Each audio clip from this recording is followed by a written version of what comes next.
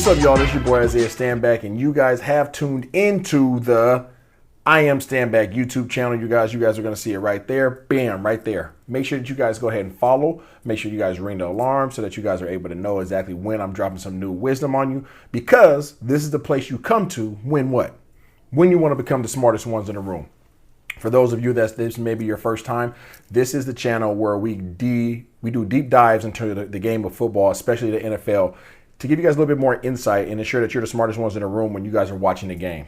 We're going deeper layers than what you guys see on TV, than what you guys hear from just the basic color commentators. We're giving you guys insight as to what the quarterbacks are seeing, what these offensive coordinators are creating, defensive coordinators, the problems that they're proposing. But in today's episode, we're going to talk about the offense of the New Orleans Saints. They were able to score 47 points against the Carolina Panthers in Week 1. Now, I know everybody's going to say the Carolina Panthers are not the greatest team in the world. It's okay. They're working on it, but they're still a professional outfit. And though they might be having their struggles, 47 points is a heck of a lot of points. And offensive coordinator down in New Orleans knows something that we don't know, because he's actually able to put up these kind of points. And we're going to look into it today to find out exactly what he's doing that's making him so successful, especially utilizing the weapons that they have. Now, they're going to be playing on a tougher outfit this week against the Dallas Cowboys. That's going to be a whole nother story. We're not going to get into that today, but we are going to look at this offense and find out exactly how they're using these weapons. So without further ado, let's go straight to the film. All right, so right here on your screen, all right, I want you guys to take a peek at it. We're going to go into a short motion right here, okay? You got D. Carr back here in the backfield, okay? You guys have all kinds of weapons. You have Taysom Hill, you have Alvin Kamara, you have Chris Olave, you have Rashid Shaheed. So you have a lot of guys that are going to be working through this offense. But let's go ahead and take a peek at what's taking place here. First thing you guys have is going to be a short motion across the formation. Now you guys have a tight end to the right side, down to the bottom of your screen, a receiver at the bottom of your screen. This is Rashid Shaheed, all right? And then you have three receivers at the top. Running back in Alvin Kamara, and then you have two receivers in Chris Olave. I'm not sure who the other gentleman is on this particular play, but you guys have a 3-by-2 set essentially. Okay, three guys up top, two guys at the bottom. Let's see what we have coverage wise here. Looks like it's going to be a cover 3. You got single high safety up top. All right, and then we have boom, boom, boom, boom. Yep, that's exactly what we have. Okay, so cover 3. What is that? You guys have a third of the field. I have a third of the field. I have a third of the field. And then we have what? We have underneath defender, underneath. Okay, so the holes in this particular defense are going to be right here in the seams typically. This is typically where you want to try to hit whenever you guys are facing a single high, especially a cover 3 type of set. What is it that you can do offensively here to cause some issues? Well, normally we just saw that they were in a what? They were in a 3-by-2 set. So let me go ahead and get here. So we rewind it back to where we were. Boom. Get the screen rolled up a little bit. All right. Bam. Here we go. So as we see right here, you guys see it right here. Okay. You guys have the receiver coming out. And you guys have a tight end that's releasing as well. Okay. Well, how is that going to play a part in what's taking place here? If I'm an offensive coordinator, I want to try to get somebody over here, and I want to try to get somebody behind. Why is that? Because I'm giving you guys a situation where this man right here is under duress. This safety now has what we call a high-low. He has to make a decision. Do I want to jump this over route, or do I want to sit back on this deep post? Either way, no matter what decision I make, I'm going to choose wrong. Who can help him out in a typical situation? Well, in a typical situation, these guys right here can help, all right? Underneath guys. Okay, these guys this guy's responsible for a third. He's responsible for getting out here in the flat. How can you make sure that those guys are not a part of this and that you can take advantage of this window back here in the cover 3? Well, I can take advantage of that window back in the cover 3 if I do what? If I go ahead and I grab these guys up here. How can I grab them? Well, let's go ahead and play it out on this particular play.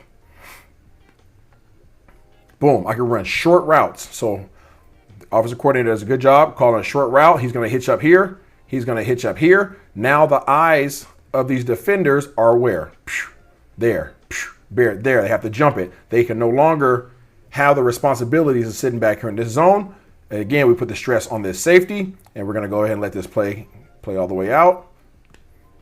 Bang. What do we just have here? Okay, we just talked about the tight end going across the formation. Tight end's coming here, running this deep post, running this deep over, and then we have the receiver running the deep post. Who do we say is under duress? We said this man right here. He chose to jump the tight end, and he leaves what behind him? Big hole behind him. Let's see what happens on the play. Rashid Shaheed uses his speed, gets behind that safety. All of a sudden, boom, big play, touchdown for the New Orleans Saints. Really good play by those guys. Good mock-up by the offensive coordinator. Let's take a look at another play here.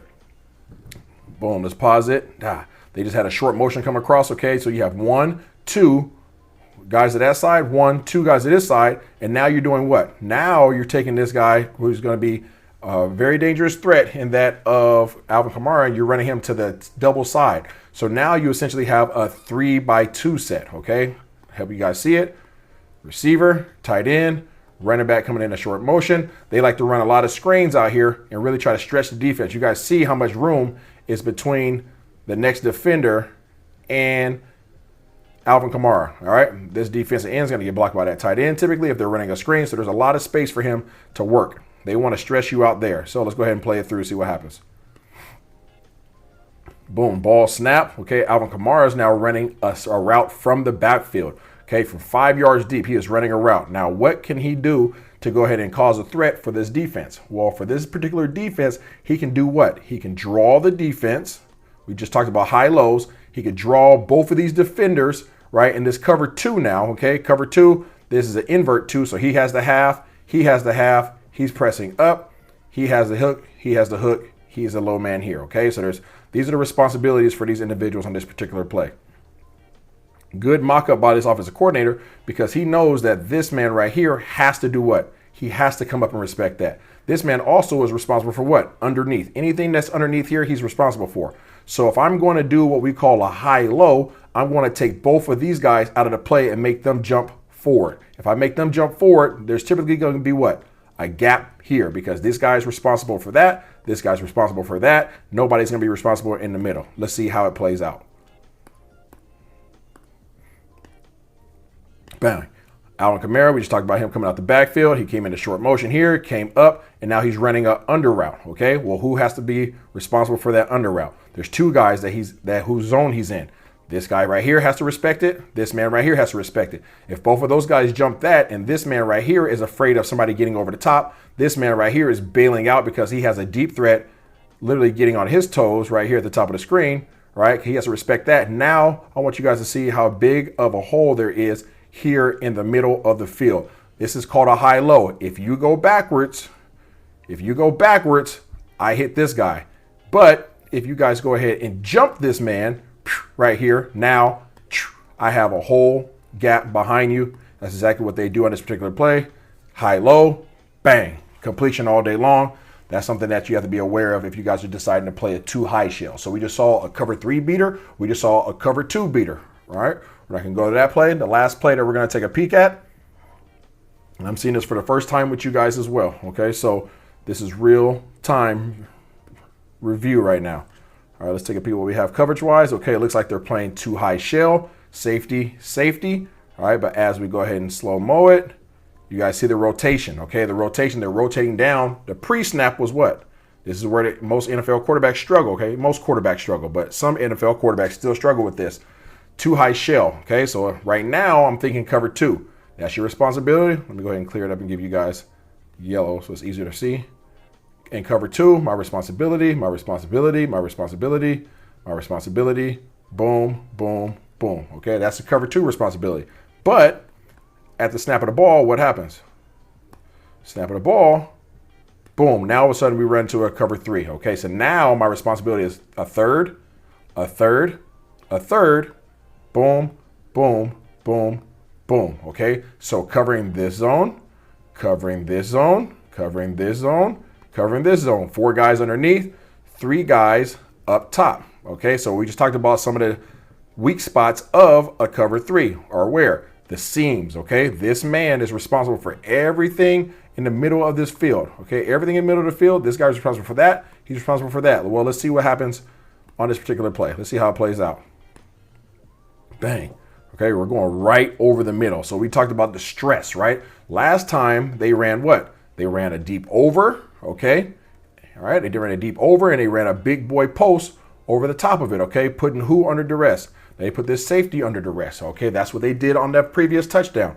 On this particular play, let's go ahead and let it play out a little bit. Boom, they do something similar, but instead of going over the top, okay, we're gonna go here on the bottom of your screen. They're gonna run a comeback. Okay, he's gonna run up, he's gonna come back, so he takes this man out the play. All right. Is there anything specific you'd like to talk about? No, my phone's trying to talk to me. I don't know why. All right, so this man at the bottom of your screen, receiver's running up. Sorry, let's get yellow. Bang. All right, receiver's running up, running a comeback, okay? Now they're running a tight end over this side, okay? He's gonna run over here and try to run to this window, and they're gonna run some back digs on the backside. So there's literally, again, high-low. If I run anything here, you have to jump that. There's gonna be a hole right behind you, okay? That's exactly what they're just doing, layers. This is all this is just layers. All right, so boom, let's go ahead and go to it. Bow. So they do what? Comeback, bottom of your screen. Boom, over route, trying to do what? Trying to get to this zone back here. They pull this man out of it by running an out route over here. So he has to jump that and respect that. And then this man right here is responsible. He's worried about what? He's worried about somebody running by him. Okay, so if I'm worried about somebody running by you, what am I gonna do? I'm gonna turn my shoulders as soon as somebody shows a threat. All right, so boom, you guys see the top of your screen. He's coming out, he's jumping, he's coming right behind him. There's a window of opportunity there. This guy is now looking at him, right? Boom, boom. I have to respect somebody underneath. That's my zone. If I'm respecting this, I'm not worried about what? Whoop, that back there. So let's see if he hits it. Bam, that's exactly where he goes with the ball. And that's exactly where you're supposed to go with the ball. Derek Carr does a good job of understanding not only it wasn't too high, it was too high pre-snap. They went to single high. I now know where the weakness is of this particular zone. You want to play zone, I'm going to expose you. I could throw this all day because this cover 3 is pretty much like running man-to-man. And if you are taken up by him, then you're not taking this zone right here. I can win that all day long. So really good job by the New Orleans Saints in terms of high-lowing the Carolina Panthers last week whenever they decided to run zone. One thing that we know about the Dallas Cowboys and Mike Zimmer, they typically run a too high shell, but he also likes to run zone. How do you counter this if you're the Dallas Cowboys? Get pressure.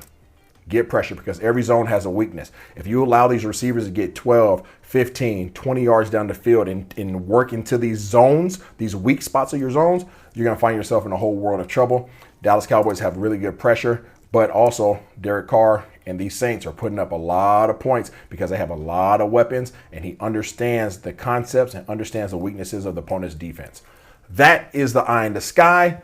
This is I Am Stand Back channel. Again, make sure that you guys go ahead and register, or not register, but go ahead and follow the page. I appreciate it. Please share it. Get this out to everybody that you guys know that is interested in the game. And until next time, I'm gone.